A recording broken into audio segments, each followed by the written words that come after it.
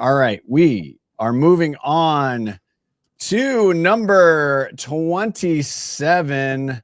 Let's bring where are my Fuse Create guys? Oh, there they are. All right. Hi. Hello from Toronto. Hello. How's it going? Go ahead and introduce yourselves. Hi, yeah, I'm Patrick. I'm the art director on this project. And I'm Mike. I'm the copywriter. Okay, before we get started, I would like to play this. I'd like to play this case film. Hold on one second. Let's take a look. Did you know 1 in 7 children lack proper shoes and clothing in the US? Souls4Soles knows. They also know those children are less likely to attend school, gain employment later in life, or find their way out of the cycle of poverty. Since 2020, the nonprofit has distributed over 350,000 pairs of shoes and clothing to kids in need, but their work isn't done. To continue giving to those in need, they need donation dollars. Problem is, very few know Souls4Soles, and even fewer know what they do. So, we found a way to make the problem and the nonprofit's cause instantly recognizable. In fact, the solution was staring us right in the face.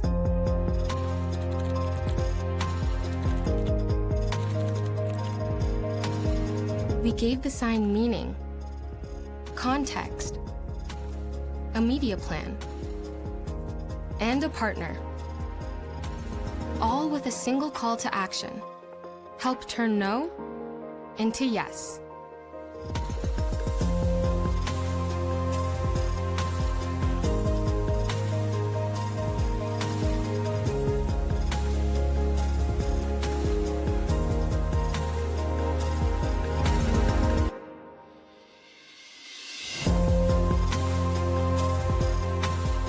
This all too familiar sign helped donors become all too familiar with Souls4Soles, helping them move from 5th to 4th amongst competitors.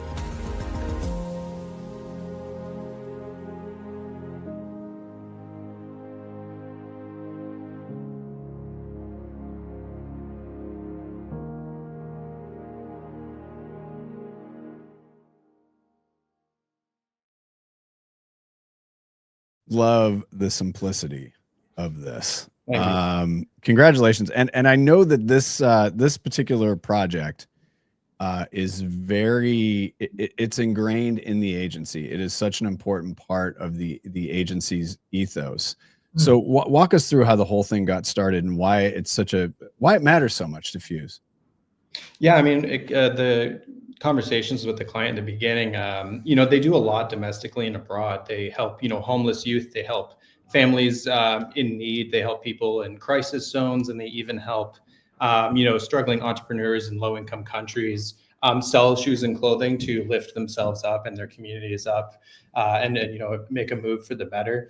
And so, it just we have a big, ingrained kind of nonprofit charity vibe to the agency, and so it just felt like really important. It's an issue we see in Canada and the States. Shoes, not having shoes or clothing, it kind of is this invisible problem. That we don't really think much about, but it affects you so much. Like just like these signs on these doors, the no shirt, no shoes, no service thing. It doesn't really affect most of us. We just go in and out of the building, but it's emblematic of the real and figurative kind of barriers. Whether it's employment, housing, or more figurative things like fitting in, a sense of belonging, feeling senses of dignity, things like that. So that's kind of where it all came from. Yeah, I think the nice thing, or what we kind of like when we were getting excited about coming up with the idea and working with the client on it was, it makes you reinterpret a piece of design that is already established in the world and we've all encountered on some level. Like, yes, the signs may all look different, but that cadence of no shirt, no shoes, no service being flipped into, representing what's really denied beyond service if you don't have access to these things, kind of did a lot of the heavy lifting for us already. So it allowed us to kind of flip that perspective in a way that felt punchy and unique for the charity. It kind of got away from that world of smiling kids with bare feet or receiving shoes, which, may imply the problem's been solved or may feel a little generic, even if it is optimistic. So framing the problem in a daily life sense, Yeah. Well, and I think the familiarity. So you'd mentioned that no shirt, no shoes, no service is really well known. That's generational. I mean, that thing was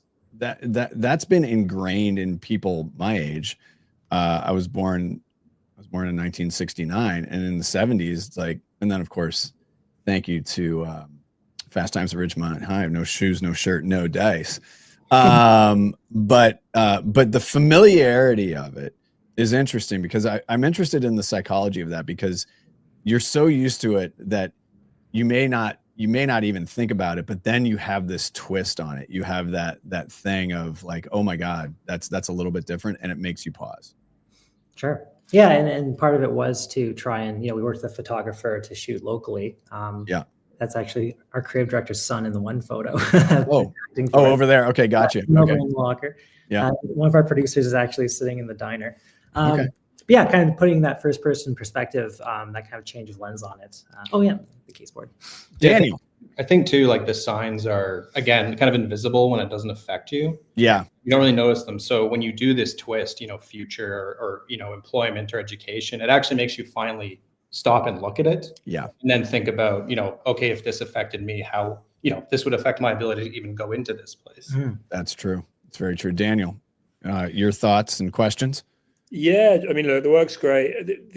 I think I have a question when, whenever I think an agency has an opportunity to work with a charity or with an NGO, essentially the same thing, it often presents a tremendous creative opportunity, but also often a challenge, because the client doesn't necessarily have, the budget that a for-profit company would have to invest in design, campaign, production.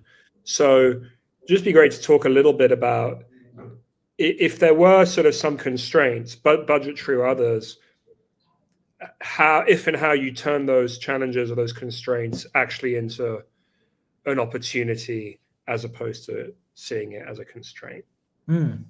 Yeah, I think off the hop, a lot of the people we approach to help bring this to life, production houses, the photographer we've used in the past, they do have a genuine willingness to work on a charity at a more favorable rate. It's a bit of a tax write-off situation, but also, it does give them the license to work on something that isn't influenced by corporate infrastructure and budget restraints. So they know there's a bit of more of a creative freedom attached to it that maybe comes with the budget and the thriftiness that requires. So I think that was a big consideration in helping get the work to work for us the way it did for the budget. Also, just the nice thing about working with a U.S. Entity is that the Canadian dollar goes a little further. So we're able to pull off things here that otherwise in the States would be more expensive to do. You just said nice to work with the U.S. I don't think that's a sentence there's at least Canadian has uttered in the last few months. No, they're a good organization, and they really believed in the work. And when we were very candid about, you don't want a campaign that tries to do everything or say everything. You want to be strategic and disciplined, and focused on getting people to know the problem through the most perhaps relevant lens. In this case, the childhood angle through the future one was kind of the most hard hitting. They didn't challenge us and say, no, we also want the environmentalism in there. They trusted that, that does make sense to kind of relaunch this brand or launch it for the first time in the eyes of a lot of people. So we've gotten to do more work with them since then that does then, distill or drill down on a specific pillar that they address. So they were great partners the entire time. That's great. Yeah. One last question.